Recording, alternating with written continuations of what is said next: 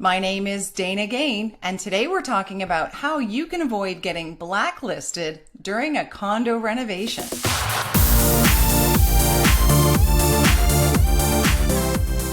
So the question is, can you really get blacklisted by your condo corporation? Well, there probably won't be any formal practice for doing so, but you certainly don't want to start things off in your new place by making enemies of your property managers or the condo corporation. That's a sure way to start off on the wrong foot. If you're considering renovating your condo apartment or townhouse, after taking possession, take note. There is usually a very specific protocol that should be followed to ensure all the necessary approvals. The time to begin this process is earlier than you might think. The good news is your property managers can help you follow the right process and lessen the impact on your neighbors at the same time. Here's how you can set yourself up for a smooth reno and keep your property managers on your side in the process.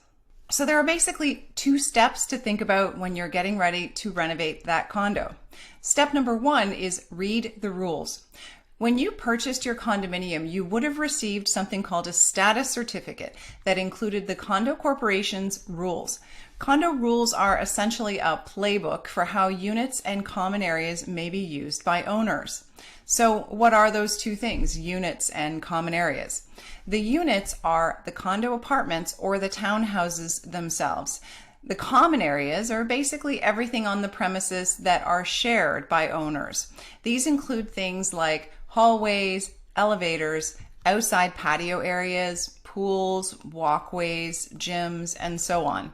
Basically, anything outside the actual unit would be considered a common area if it falls on the physical property. A good example of a rule is whether pets are permitted, if there are any restrictions to what type of pet or a size that a pet owner may have, or whether pets are permitted in the common areas. For example, we saw one rule that said no pets allowed on the patio with barbecues. So as there are rules for pets, there are also rules for renovations.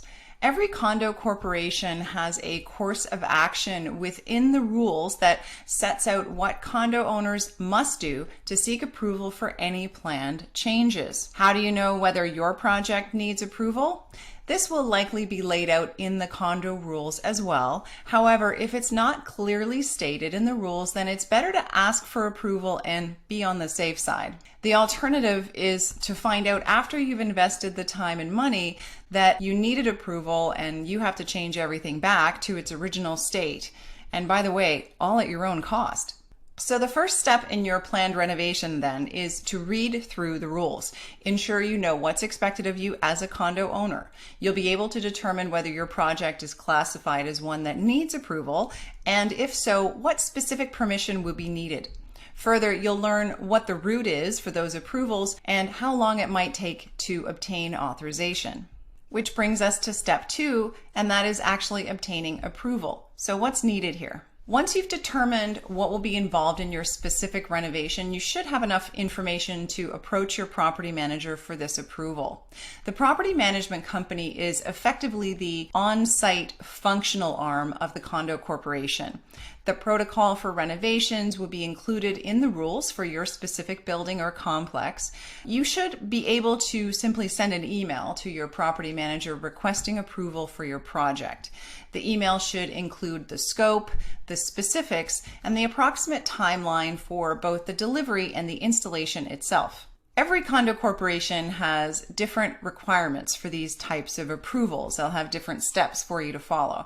But if you find the time, review the rules of your condo corporation in advance so at least you know what you're dealing with and you can have a smoother pathway towards that renovation. My name is Dana Gain and I'm here for all your real estate needs. If you enjoyed today's video, please go ahead and give it a like, subscribe to my YouTube channel, and of course, share it with your friends. If you have any questions about buying or selling a home, send your email to info@danagain.com. Thanks for watching. See you next time.